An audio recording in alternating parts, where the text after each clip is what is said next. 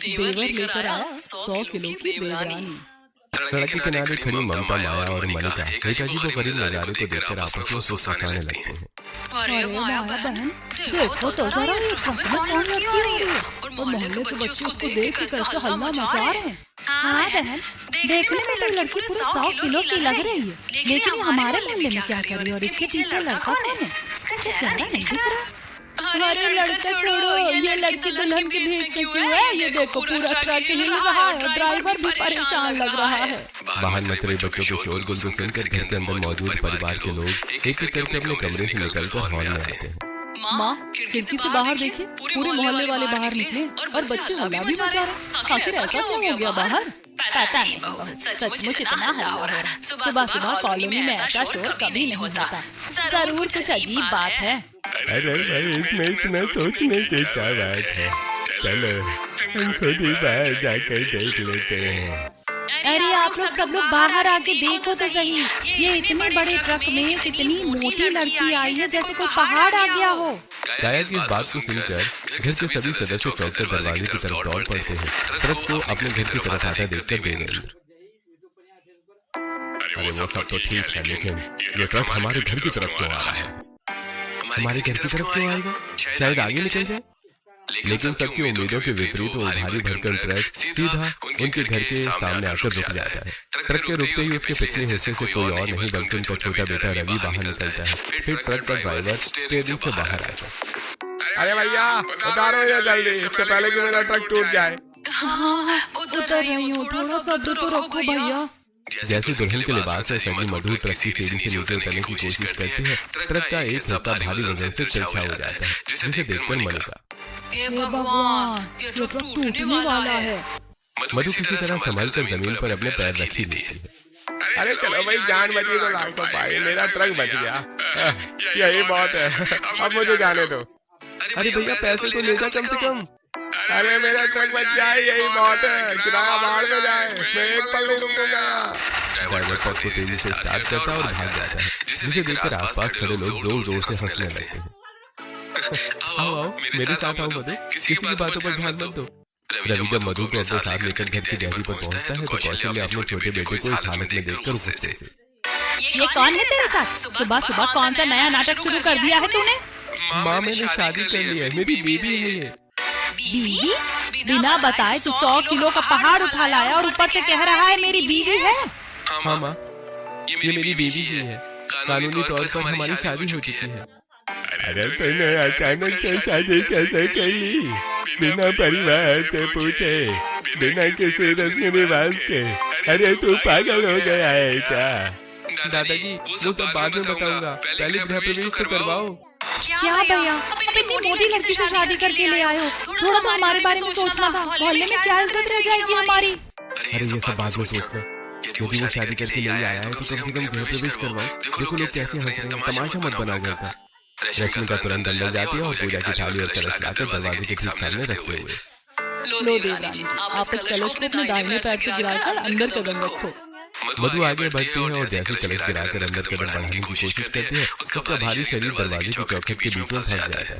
अरे रवि, मैं दरवाजे में फंस गई हूँ, कैसे बाहर निकलूं? मेरी मदद तो करो, सांस भी नहीं ली जा रही मुझे ढंग से। अरे अरे रुको रुको, मैं तुम्हें खींचता हूँ, तुम अपना वजन थोड़ा ढीला छोड़ो और निकलने की कोशिश करो। रवि पूरी ताकत लगाकर मधु के दोनों हाथों को पकड़कर अपनी तरफ खींचता है, लेकिन चौखट पर शरीर इस तरह अटक चुका होता है कि वो टस से मस नहीं होती। ऐसे अकेले से नहीं निकलेगी वो। रश्मि का बहू, तुम भी जाओ, सभी लोग पकड़ कर खींचो इसको। अब घर के सभी लोग मिलकर एक साथ जोर लगाते हैं, लेकिन फिर संतुलन बिगड़ने के कारण वो सभी ही धड़ाम से फर्श पर एक दूसरे के ऊपर गिरते हैं। चोट लगी यार, ऐसे तो ये दरवाजा तोड़ना पड़ेगा, तभी एंट्री हो पाएगी घर के अंदर। अरे यार क्या कर रहे हैं, सुबह सुबह ही नाक कटा दे इस लड़के ने। घर के बाहर गली में खड़ा एक छोटा बच्चा इस पूरे ड्रामे को देखकर जोर से चिल्ला गया। अरे बुलडोजर को खींचने के लिए हाथ नहीं लगते, रस्सियां लगती हैं, रस्सी लाओ तभी निकलेगी बाहर। हाँ, ये सही कहा इस बच्चे ने। अरे रस्सी से खींचते हैं, जा रही रस्सी लेकर आ। रवि दौड़कर घर के अंदर से छोटी मोटी रस्सी लेकर आता है और सब लोग मिलकर मधु के चारों तरफ रस्सी बांधकर उसे चौखट से बाहर निकालने की जद्दोजहद शुरू करते हैं। काफी मशक्कत के बाद मधु का गृह प्रवेश इसी तरह पूरा हो जाता है और साथ ही चौखट और दीवार भी कटक जाती है, जिसे देखकर कौशल्या भगवान 100 किलो की मोटी दुल्हन के गृह प्रवेश में तो दरवाजे और चौखट को भी तोड़ डाला। ये मोहल्ले वाले बाद नहीं आएंगे, दरवाजा बंद करो, जो इनको मुफ्त का नाटक दिखाना है। काया गुस्से में दरवाजे के पास जाती है और बाहर झांक रही औरतों पर जोर से चिल्लाती है। क्या झांक रहे हो आप लोग? कोई अजूबा देख लिया है क्या? अरे भाई अजूबा ही तो है, तुम्हारे घर की बहू। ऐसा नमूना पूरे शहर में कहीं नहीं मिलेगा, इसीलिए देखने आए हैं। काया गुस्से से दरवाजा बंद कर देती है और अंदर आकर अपनी माँ से, देखा माँ, सब लोग कैसे मजाक उड़ा रहे हैं। हाँ, इसने तो हमारी नाक कटा दी, बिना सिर पैर की शादी करके ले आया इस 100 किलो की लड़की को। घर के सभी सदस्य गुस्से में अपने अपने कमरे में चले जाते हैं और मधु भी चुपचाप फैली हुई अपने नए कमरे में चली जाती है। अगली सुबह मधु नहा धोकर नीचे अपनी सास के पास आती है। माँ जी, आज मेरी पहली रसोई है, मैं क्या बनाऊं? जो आप कहीं वही नाश्ता तैयार कर देती हूँ। मुझसे क्या पूछ रही है? मुझसे पूछ के ब्याह करके आई है, जो मुझसे पूछ के किचन में काम करेगी? अपनी मर्जी से जो करना है कर, मुझे कोई मतलब नहीं। अरे माँ जी, क्यों सुबह सुबह इतना गुस्सा कर रही है? अब तो वो आ गई है इस घर में, थोड़ा सा तो प्यार से पेश आइए। हाँ देवरानी जी, तुम मेरे साथ किचन में चलो, मैं तुम्हें बताती हूँ। रश्मिका प्यार से मधु को रसोई के अंदर ले जाता है। देवरानी जी, ये है हमारा किचन, तुम अपने पसंद के अकॉर्डिंग खाना बना लेना और साथ में सभी के लिए खीर भी बना लेना। और हाँ, मदद की जरूरत पड़े तो मुझे आवाज लगा देना। भाभी, इस पूरे घर में आप ही मुझसे इतने अच्छे से बात करती हैं, आपको बहुत बहुत शुक्रिया। मुझे तो सच में लगा था कि मेरे मोटापे की वजह से आप भी मुझसे बात नहीं करेंगी। अरे पगली, तुम्हारा मोटा होना तुम्हारा कसूर थोड़ी ना है। अब कोई शरीर से भारी है तो इसमें किसी की क्या गलती हो सकती है? ऐसा कहकर रश्मिका चली जाती है और मधु पहली रसोई पर खाना बनाने में लग जाती है और खाना बनाकर डाइनिंग टेबल पर परोस देती है। सभी लोग खाना खाना शुरू करते हैं। तभी अचानक रवि की नजर अपनी कटोरी में रखी खीर के अंदर एक छोटे से बाउल पर पड़ती है। रवि उसे देखकर गुस्सा होते हुए, ये क्या बकवास है? इस खीर के अंदर ये बाल कैसे आ गया मधु? साफ सफाई की कोई तमीज नहीं है क्या तुम्हें खाना बनाते वक्त? अरे भैया, आप इतना क्यों भड़क रहे हो? आप ही तो अभी अभी नहा कर आए हो, देखो आपके कंधे पर भी बाल चिपका है। आपका ही बाल गिर गया होगा थाली में। बहन की बात सुनकर रवि को और ज्यादा गुस्सा आ जाता है। वो खीर की कटोरी गुस्से में जोर से पटकता है। तू चुप रह, बिल्कुल मुझे सिखा रही है अब तू? हाँ, छोटी होकर मुझसे मुंह चला रही है। कोई भी काम अच्छी तरह नहीं हो सकता इस घर में। अगर बाल था भी तो मेरे देखने से पहले हटा देना था ना। रवि से अचानक और भयानक गुस्से को देखकर काया डर जाती है और अपनी माँ के कान में, हाँ देखो भैया, फिर हमेशा की तरह मुझ पर हाइपर हो गए। छोटी सी बात पर ऐसे चिल्लाते हैं कि मुझे तो अब इनसे सच में डर ही लगने लगा है। बेटा क्या करें, इसकी पुरानी आदत है जो लाख समझाने पर भी कभी नहीं जाएगी। मधु एक गिलास पानी लेकर रवि को देती है। पहले आप ये ठंडा पानी पीजिए, शांत हो जाइए। कोई बात नहीं, आपने कटोरी फेंक दी तो क्या हुआ? मैं इसे अभी साफ कर देती हूँ और दूसरी कटोरी में खीर ले आती हूँ। आप बिल्कुल टेंशन मत लीजिए। मेरी गलती है, ये मेरी गलती है। तुमको देखकर खाना नहीं बनाना चाहिए था। हाँ, जरा सी भी अकल नहीं है क्या तुम्हें? हाँ बिल्कुल सही कह रहे हैं, मेरी ही गलती है। मुझे परोसने से पहले ठीक से देख लेना चाहिए था, लेकिन अब मैं आगे से पूरा ध्यान रखूंगी। मधु के इतने शांत और प्यार भरे जवाब को सुनकर रवि का गुस्सा धीरे धीरे शांत होने लगता है और वो खामोश होकर अपनी कुर्सी पर बैठ जाता है। अब आप सब लोग आराम से खाना खा लीजिए, मैं बाकी चीजें भी ले आती हूँ। रश्मि का ये सारा नजारा देखकर मन ही मन देवरानी जी ने देवर जी के गुस्से पर जरा भी उल्टा रिएक्ट नहीं किया। आखिर देवरानी जी ने रवि का इतना गुस्सा नई दुल्हन होने के बाद भी बर्दाश्त क्यों कर लिया? अजीब रिश्ता है दोनों का। इधर काया अपनी माँ के कानों में, माँ देखा अपनी भैया को, नई भाभी के दो मीठे बोल और प्यार से समझाने पर वो एकदम चुप हो गए और हमारे समझाने पर तो घर सिर पर उठा लेते हैं। अरे रवि की दादी भी तेरा बात बात पर गुस्सा हो जाया करती थी। वैसे अब इन सब बातों को छोड़ो और सभी लोग खाना खाओ। सभी लोग खाना खाने लगते हैं। तभी रश्मि का मधु से, देवरानी जी आप भी बैठे ना, आप भी हमारे साथ खाना खाइए। नहीं भाभी आप लोग खाइए, मैं मीठा और तेल वाला खाना नहीं खाती, मेरा वजन और ना बढ़े इसलिए मैं अपने लिए सूप बना लूंगी। थोड़ी देर बाद कारीगर आकर टूटे हुए दरवाजे को हटाकर एक बड़ा दरवाजा लगा देता है और आसपास की कच्ची दीवार को भी रिपेयर कर देता है। ऐसे कुछ दिन बीत जाते हैं। कुछ हफ्तों के बाद एक दिन लगातार कई दिनों की बारिश के बाद अचानक धूप निकलती है तो कौशल्या रश्मिका से, कई दिनों बाद आज अच्छी धूप निकली है, चलो हम छत पर कपड़े सुखा लाते हैं। कौशल्या और रश्मिका छत पर कपड़े सुखाने जाते हैं। तभी ममता उन्हें देखकर ताने मारती है। अरे माया बहन देखो तो जरा, इन लोगों को कपड़े सुखाने के लिए इतने दिन इंतजार की क्या जरूरत थी? बिल्कुल सही कह रही हो। धूप का इंतजार करने की बजाय अपनी 100 किलो की बहू को बोल दिया करो, वो अपने हाथों से धक्का देकर बादलों को हटा देगी। पड़ोसियों के ताने सुनकर कौशल्या शर्म से पानी पानी हो जाती है। तभी छत पर कपड़े फैलाने के लिए आई मधु इन सारी बातों को सुनकर मन ही मन, मेरी वजह से इस पूरे परिवार को रोज मोहल्ले वालों के ताने और बेइज्जती सुननी पड़ रही है। दुखी मन से मधु कपड़े फैलाने लगते हैं। तभी गली में हो रहे हल्ले को सुनकर मधु, कौशल्या और रश्मिका नीचे देखते हैं। नीचे गली में कुछ गुंडे गरीब ठेले वाले को घेर कर खड़े हैं और उस पर धौंस जमा रहे हैं। ओए ठेले वाले, चुपचाप इस एरिया में ठेला लगाने का हफ्ता निकाल, वरना तेरा ठेला पलट देंगे, तुझे कहीं लिटा देंगे यहीं पे। रहम करो मुझ पर, मैं तो पहले ही बहुत गरीब हूँ। जैसे तैसे कमा कर 2 वक्त की रोटी चलाता हूँ, इतना वक्त तक कहाँ से लाऊंगा? ज्यादा नाटक मत कर हमारे सामने, कैसे निकालेगा तेरी हड्डी तोड़नी पड़ेगी हमें। चुपचाप जब खाली कर अपनी। ऊपर बालकनी से यह सारा अत्याचार और गुंडागर्दी देखकर मधु का खून खौल उठता है और वो बिना एक सेकंड गवाई सीढ़ियों से नीचे की तरफ भागती है। बाहर आकर मधु उस गुंडे से, रुक जाओ वहीं के वहीं। एक गरीब आदमी पर धौंस जमाते हुए तुम्हें शर्म नहीं आती? छोड़ो उसका कॉलर तुरंत। बाहर का हल्ला सुनकर दादाजी, रवि, देवेंद्र और काया भी घर के बाहर आकर खड़े हो जाते हैं और छत से कौशल्या और रश्मिका भी दौड़कर बाहर आ जाते हैं। सभी मोहल्ले वाले भी आसपास जमा हो जाते हैं, इधर गुंडा मधु को धमकाते हुए।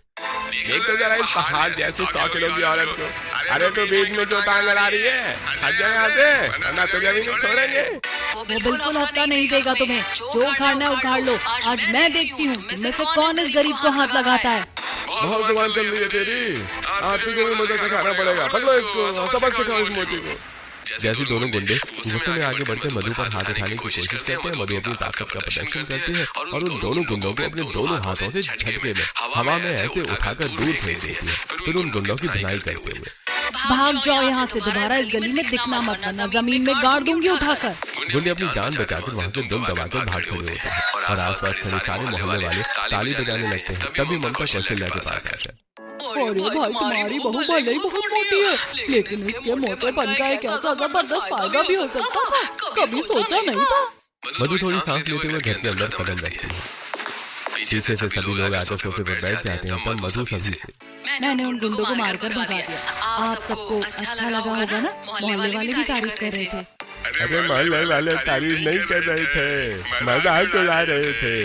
अरे अब 100 किलो की बहू के घर पर आने पर मोहल्ले वाले मजाक ही उड़ाएंगे। हाँ भाभी, दादाजी सही कह रहे हैं। आज तो आपने गजब बेइज्जती करवा दी हमारी। गुंडों से लड़कर कौन सा तीर मार दिया आपने, मोहल्ले में और तमाशा हो गया। मैंने तो सिर्फ एक गरीब की मदद की थी। मुझे लगा शायद आप लोग इस बात से थोड़ा अच्छा महसूस करेंगे कि मैंने कुछ गलत नहीं होने दिया। मधु दुखी होकर अपने कमरे में चली जाती है और रोने लगती है। तभी रश्मिका पीछे से आकर उसे समझाते हुए, तुम दिल पर मत लगाओ इन सब की बातों को देवरानी जी, तुमने बहुत अच्छा काम किया। किसी गरीब को बचाया, यही सबसे बड़ी बात है। थोड़ी देर बातें करने के बाद रश्मिका चली जाती है। शाम ढलते ही रवि ऑफिस से वापस घर लौटता है और कमरे में आकर देखता है कि मधु नहीं है। वो हॉल में आकर अपनी माँ से, माँ मधु कहाँ है? कमरे में भी नहीं दिखाई दे रही है। हमें क्या पता तेरी बीवी कहाँ है, सारा दिन नौटंकी करती रहती है। हम कोई उसके पहरेदार थोड़ी हैं जो हर वक्त खबर रखें। आप क्यों गुस्सा हो रही है माँ जी? वो बेचारी चुपचाप बाहर बालकनी में ताजी हवा में अकेली खड़ी। देवर जी आप जाकर मिल लीजिए उससे। रवि सीधे बालकनी की तरफ बढ़ता है जहाँ मधु उदास चेहरे से आसमान की तरफ देख रही होती है। क्या बात है मधु, तुम इतनी उदास क्यों हो? मैं अक्सर ये सोचती हूँ रवि कि मैंने तुमसे शादी करके कहीं बहुत बड़ी गलती तो नहीं कर दी। मेरी वजह से तुम्हें और तुम्हारे परिवार को रोज जिल्लत उठानी पड़ती है। ऐसी बेतुकी बातें बिल्कुल मत करो। तुम प्यार हो मेरा, मैं तुमसे बेइंतहा प्यार करता हूँ। बाकी दुनिया क्या कहती है मुझे इससे कोई फर्क नहीं पड़ता।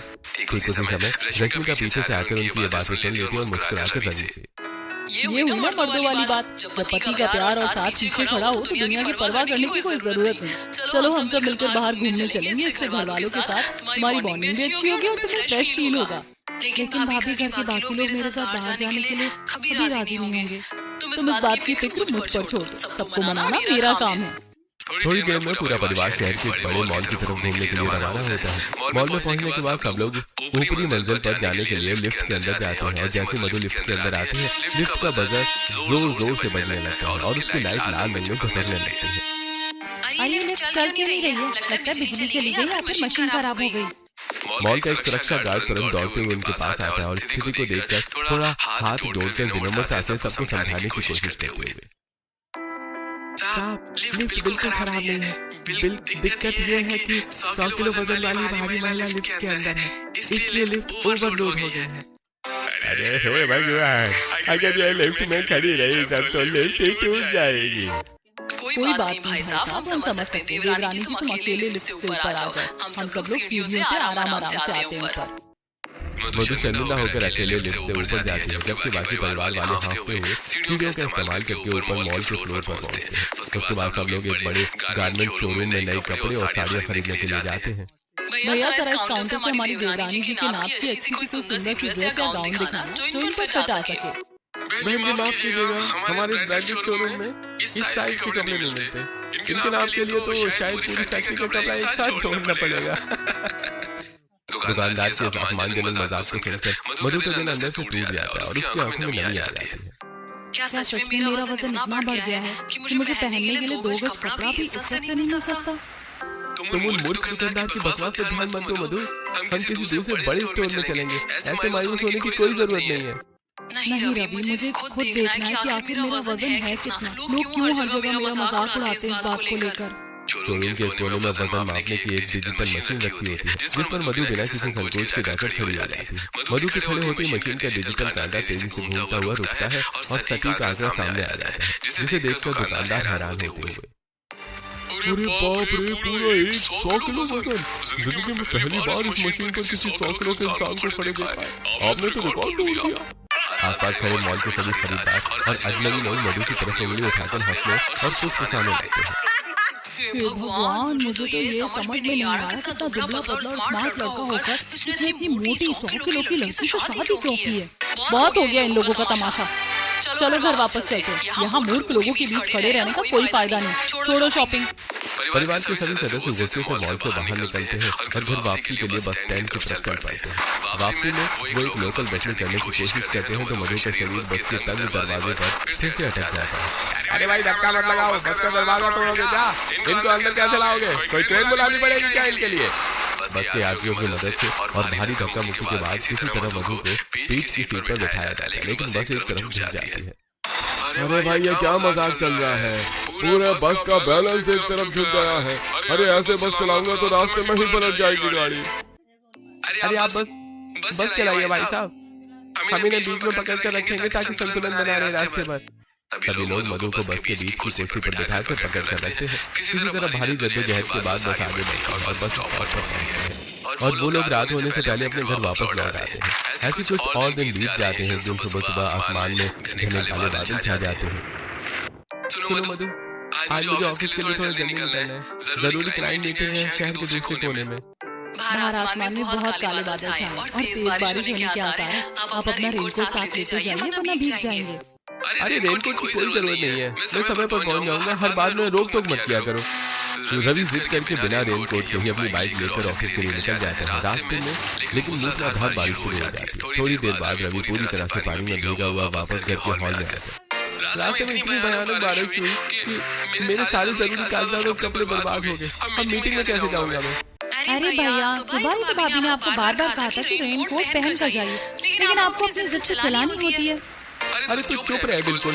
एक तो पहले मैं मुसीबत में हूँ और ऊपर से तू गले पर नमक छिड़कने आ गई है यहाँ पर।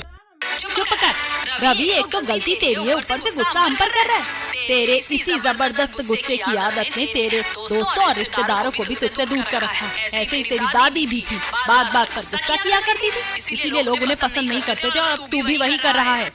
अरे चुप हो जाइए आप सब लोग, वरना मैं सब कुछ तोड़ दूंगा। ऐसा कहकर रवि हॉल में रखी चीजों को तोड़ फोड़ करने लगता है। तभी दादाजी, अरे भगवान, इसके तोड़ फोड़ और गुस्से की आदत ने तो हमारी जिंदगी खराब कर रखी है।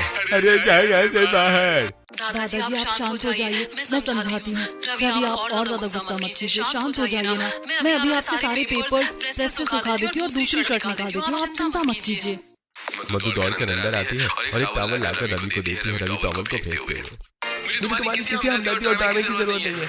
दूर हटो मेरी नजरों से, तुम्हारी वजह से मेरा हर काम बिगड़ता है। लेकिन मधु दोबारा उसे टॉवल दिखाकर दे देती है और प्यार से समझाती है। धीरे धीरे रवि का गुस्सा शांत हो जाता है और वो मधु के साथ अपने कमरे में चला जाता है। रश्मि का ये सब कुछ देखकर मन में मुझे समझ नहीं आता कि क्यों हर बार बेकसूर होने के बावजूद मधु अपनी गलती नहीं लेती। और सवाल तो ये भी है कि देवर जी ने आखिर 100 किलो की देवरानी से शादी की क्यों? इसी तरह कुछ और दिन बीत जाते हैं। एक दिन मधु किचन में काम कर रही थी और बाकी सभी लोग हॉल में बैठे हुए थे। तभी फैमिली फ्रेंड मिस्टर शर्मा की बेटी संध्या घर आती है। कौशल्या उसे देखकर खुश होते हुए, अरे संध्या बेटी, आओ अंदर बैठो, बहुत दिनों बाद आना हुआ इस तरह। बस आंटी ऐसे ही शहर में आई थी तो सोचा आप सबको मिलते हुए चलूं। ऐसे पता चला कि रवि ने शादी कर ली, कहाँ है नहीं दुल्हन। तभी मधु किचन से निकलकर हॉल में आती है। उसे देखकर काया ताने मारते हुए, लो मिल लो इस घर की बहू से। संध्या, अगर आज भैया की शादी तुमसे हुई होती तो इस परिवार की समाज में कितनी इज्जत होती और हर जगह वाहवाही हो रही होती। आज इस मोटी लड़की से शादी करके भैया का हर जगह से मजाक बनकर रह गया है। संध्या चुपचाप नीचे नजरें झुकाकर बैठी रहती है, जबकि कौशल्या तुरंत मधु को आदेश देते हुए, देख क्या रही है, अंदर जाओ और बढ़िया सी चाय और नाश्ता बना कर ला। मधु आंखों से भरी आंखों के साथ किचन में जाती है और गर्मा गर्म पकौड़े साथ में कुछ स्नैक्स भी तैयार करती है और ट्रे में सजाकर ड्राइंग रूम में लेकर आती है। सभी लोग नाश्ता करने लगते हैं। तभी मधु को नाश्ता न करता देख रश होता है, अरे देवरानी जी, आप भी खाइए ना पकौड़े। नहीं जेठानी जी, मैं तेल वाली चीजें कम खाती हूँ ताकि मेरा और वजन ना बढ़े। अपनी इन्हीं भोली बातों से आपने मेरे भैया को अपने जाल में फंसाकर उनकी पूरी जिंदगी बर्बाद कर दी। अब वे ताउम्र ऐसे घुट घुट कर रोते रहेंगे। इन कड़वे और अपमानजनक शब्दों को सुनकर मधु का दिल अंदर से पूरी तरह से टूट जाता है और वो बिना एक पल रुके सीधे अपने कमरे में भाग जाती है और रोते हुए एक लेटर लिखती है। मेरी वजह से रवि और इस पूरे परिवार को रोज समाज में सिर झुकाना पड़ता था। मैं और बोझ नहीं बन सकती, इसलिए हमेशा के लिए इस घर को छोड़कर जा रही हूँ। अब लोग मेरे जाने के बाद रवि की संध्या जी से शादी करवा देना और रवि से कह देना कि मुझे ढूंढने की कोशिश ना करे। शाम के वक्त जब रवि थका हारा ऑफिस से घर लौटता है तो वो कमरे में मधु को न पाकर घबराकर बाहर हॉल में बाकी लोगों से पूछता है, माँ भाभी मधु कहाँ है? कमरे में ढूंढ रहा हूँ, कहीं नहीं मिल रही है। मुझे तो सच में कुछ नहीं पता देवर जी, वो तो सुबह से किचन और कमरे के आसपास ही थी, अचानक कहाँ चली गई। रवि वापस अपने कमरे में जाकर टेबल पर रखे एक कागज के टुकड़े को देखता है और हॉल में आकर जोर जोर से पढ़कर परिवार के सभी सदस्यों के सामने सुनाने लगता है। तो अच्छा ही है ना, वो अपनी मर्जी से चली गई तो जाने दे, कम से कम हमारे घर से ये बला तो टली हमेशा के लिए। माँ, आप कैसी पत्थर बातें कर रही हैं? आपको जरा भी अंदाजा है कि उसने क्या कदम उठा लिया है? मैंने उससे शादी करके उस पर कोई एहसान नहीं किया था, बल्कि हम दोनों ने एक दूसरे की कमियों को अपनाया था। तो क्या कह रहा है रवि? ऐसी कौन सी वजह थी जो तू ऐसी बातें कर रहा है? रवि, इसका मतलब है कि मधु से शादी करने के पीछे कोई राज है, और यदि है तो हम सबको उस राज के बारे में पता होना चाहिए। कमरे का माहौल पूरी तरह से थम जाता है और रवि अपनी बीती हुई जिंदगी के उस पन्ने को पलटने लगता है। एक बड़े अस्पताल के कॉरिडोर में रवि डॉक्टर के पास अपनी बीमारी के इलाज के सिलसिले में पहली बार आया होता है। अस्पताल के बाहर नर्स एक मरीज से, देखिए दवाइयाँ समय पर लिया कीजिए, बीमारी अभी शुरुआती दौर में है तो काबू में आ जाएगी, वरना लापरवाही से हालत बहुत बिगड़ जाएगी। अरे तू हमें मत सिखा, खुद इतनी मोटी और बेडौल है कि अपना वजन नहीं संभालता। चलिए डॉक्टर बनकर हमें सलाह देना। रेणुका की बात सुनकर उसकी माँ भी मधु पर गुस्सा होते हुए, वह जैसी काया लेकर घूमती है दूसरों को ज्ञान बांटती है, चले यहाँ से, हमें तेरी कोई सलाह नहीं चाहिए। कल्पना और रेणुका उसे अपमानित करके वहाँ से चली जाती है और मधु बेंच पर बैठकर फूट फूट कर रोने लगती है। वहीं खड़ा रवि ये सब देखकर मधु के पास आता है और अपनी पानी की बोतल मधु की तरफ बढ़ाते हुए, आप क्यों इतना रो रही हैं इन लोगों की बातों पर? दुनिया का काम है मुंह चलाना, आप अपना दिल छोटा कर रही हैं ऐसे। लोग मुझे हर जगह मेरे शरीर और वजन को लेकर ताने मारते हैं, मेरी क्या गलती? क्या मोटा होना कोई बहुत बड़ा गुनाह है इस दुनिया में? कोई गुनाह नहीं है, आप बिल्कुल मत रोइए। इंसानों की फितरत ऐसी ही होती है, आप मजबूत बनिए। मधु को रवि की हमदर्दी भरी बातें बहुत अच्छी लगती है। उसके बाद जब भी रवि अस्पताल आता वो अक्सर मधु से मिलता, उसका हालचाल पूछता और दोनों के बीच एक गहरा मानसिक जुड़ाव हो जाता है। कुछ महीने बाद एक दिन मधु बाहर खड़ी थी और रवि अंदर डॉक्टर के पास बैठा था। थोड़ी देर बाद डॉक्टर के केबिन से रवि के चीखने की आवाज आने लगी। मधु अंदर जाती है तब डॉक्टर रवि से, तुम्हारा ये अजीब बर्ताव और जिद अब मुझसे बर्दाश्त नहीं होती। आज के बाद मैं तुम्हारा इलाज इस अस्पताल में बिल्कुल नहीं करूंगा, दफा हो जाओ यहाँ से। आप डॉक्टर होकर ऐसा कैसे कह सकते हैं? मरीज का इलाज करना आपका फर्ज है, आप अपनी जिम्मेदारी से ऐसे पीछे नहीं हट सकते। बहुत बड़ा सरफिरा है ये लड़का, आज के बाद में इसका केस नहीं देखूंगा। जाओ जहाँ शिकायत करनी है। मुझे आपका इलाज नहीं चाहिए, भगवान पर भरोसा है मुझे, मैं खुद अपनी फिक्र कर दूंगा। ऐसा कहकर रवि गुस्से में केबिन से बाहर निकल जाता है। मधु पीछे से दौड़कर रवि के पास आती है और रवि से, आप इतना परेशान क्यों हो रहे? चलिए शांत माहौल में बैठकर कुछ ठंडा पीते हैं। दोनों पास के रेस्टोरेंट में पहुंचते हैं। रवि बर्गर ऑर्डर करते हुए मधु से, मधु तुम बताओ, तुम्हारे लिए भी एक बर्गर ऑर्डर कर दूं या पिज्जा खाओगी? नहीं रवि, मैं बर्गर या पिज्जा नहीं खाऊंगी, सिर्फ सूप लूंगी, मेरे लिए वही ऑर्डर कर दो। रवि अपने लिए बर्गर और मधु के लिए सूप ऑर्डर कर देता है। वेटर ऑर्डर लेकर वहां से चला जाता है तब रवि मधु से, क्या तुम सिर्फ सूप ही पीती हो, कुछ और नहीं खाती? नहीं रवि, मैं वैसे ही इतनी मोटी हूँ कि लोग मेरा इतना मजाक उड़ाते हैं। खुद को दुबला रखने के लिए मैं ज्यादातर सूप ही पीती हूँ और एक्सरसाइज भी करती हूँ, लेकिन मेरा ये मोटापा जेनेटिक है, इसीलिए किसी भी तरह कम नहीं होता। क्या कहा तुमने? मधु, तुम्हारा मोटापा जेनेटिक है? मैं तुम्हारी इस बात को अच्छे से समझ सकता हूँ। वैसे रवि, इससे पहले तुम्हें ऐसा इतना गुस्सा करते हुए मैंने देखा नहीं। आज तुम डॉक्टर के केबिन में इतना गुस्सा क्यों कर रहे थे? मधु, जैसे तुम्हारा मोटापा जेनेटिक है, जैसे मेरा गुस्सा भी जेनेटिक है। मेरे परिवार में मेरी दादी को भी ऐसे ही तेज गुस्सा आता था, जो मेरे खून में शामिल है, लेकिन मुझे कोई समझने की कोशिश नहीं करता, बल्कि मेरी गुस्से की वजह से सभी लोग मुझसे नफरत करते हैं और मैं इसी का इलाज करवाने डॉक्टर के पास आता था, लेकिन अब मुझे नहीं लगता कि मेरा कोई इलाज कर पाएगा। इसका मतलब ये हुआ कि हम दोनों एक दूसरे के सच्चे हमदर्द हैं, क्योंकि हम दोनों एक दूसरे के दर्द को अच्छी तरह समझ सकते हैं। बिल्कुल सही कहा तुमने। अगर हम दोनों एक दूसरे के साथी बन जाए तो इस पूरी दुनिया का सामना हम हंसते हंसते कर सकते हैं, क्योंकि तुम मुझे समझोगे और मैं तुम्हें समझूंगा। मैंने उस पर कोई एहसान नहीं किया, बल्कि हम दोनों ने एक दूसरे की कमियों को अपनाकर शादी की थी ताकि एक दूसरे का सहारा बन सके। और इसीलिए जब मैं गुस्सा होता था तो मुझे शांत करवाती थी, और जब कोई उसका मजाक उड़ाता था तो मैं उसे कंफर्ट फील करवाता था। माँ जी, अब भी वक्त है, अगर हम देवरानी जी को ढूंढकर वापस नहीं लाए तो हम में से कोई भी कभी सुकून से नहीं जी पाएगा। मुझे माफ कर दे बेटा, मैं एक माँ होने के बावजूद अपनी औलाद की भावना को कभी समझ ही नहीं पाई। अरे चलो, हम सब मिलकर अभी उसे वापस लेकर आएंगे। पूरा परिवार एक साथ मिलकर रवि के साथ मधु के घर पहुंचता है, जहाँ मधु अकेली बैठी रो रही थी। मधु, मेरी जान, तुमने सोच भी कैसे लिया कि तुम मुझे छोड़कर चली जाओगी और मैं अकेला जिंदगी गुजार लूंगा? तुम मेरी जिंदगी हो, मैं तुम्हारे बिना नहीं जी सकता। रवि, आप सब लोग यहाँ कैसे आ गए? मुझे लगा था कि मेरे जाने से आप सबको हमेशा के लिए चैन मिल जाएगा। तो कहीं नहीं जाएगी बेटी, आज से हमारे घर की असली शान तू ही है। खुद से जो भूल हुई उसे माफ कर दे और हमारे साथ घर चल। परिवार के सभी सदस्य अपनी गलतियों का पश्चाताप करते हुए मधु से हाथ जोड़कर माफी मांगते हैं। तभी संध्या अंदर आती है और सभी लोगों से। संध्या को पहले से ही रवि और मधु की मेडिकल कंडीशन के बारे में पता था, क्योंकि वो रवि की अच्छी दोस्त थी और रवि ने उसे पहले ही सब बता दिया था। अरे वाह, पूरा परिवार एक साथ ही है। आप सबको परेशान होने की कोई जरूरत नहीं है। मेरे पास आप सबके लिए बहुत बड़ी खुशखबरी है। खुशखबरी? ऐसी कौन सी खुशखबरी है संध्या, हमें भी बताओ।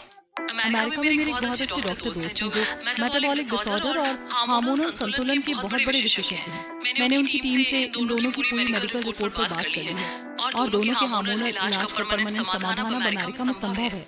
सच कह रही हो तुम? लेकिन इतनी दूर अमेरिका जाने का खर्च और बाकी चीजें कैसे मैनेज होंगी? उसकी बिल्कुल फिक्र मत कीजिए आप लोग। मैंने आप दोनों के इलाज के लिए एयरलाइंस की टिकट और अमेरिका में स्टे का सारा इंतजाम अपनी तरफ से कर दिया है। वाह, इससे बेहतर तोहफा हमारी देवरानी और देवर के लिए और क्या हो सकता है। कुछ दिनों बाद परिवार के सभी लोग एयरपोर्ट के बाहर उन्हें विदा करने के लिए इकट्ठा होते हैं। सभी लोग हंसते हंसते एक दूसरे को गले मिलते हैं और रवि मधु एक साथ हॉल में पासपोर्ट और टिकट थाम कर प्राइवेट जेट और फ्लाइट की तरफ आगे बढ़ते हैं। विमान धीरे धीरे रंगे से आसमान की ऊंचाइयों की तरफ उड़ान भरता है और नीचे खड़े परिवार वालों ने हाथ हिलाकर बाय करते हैं।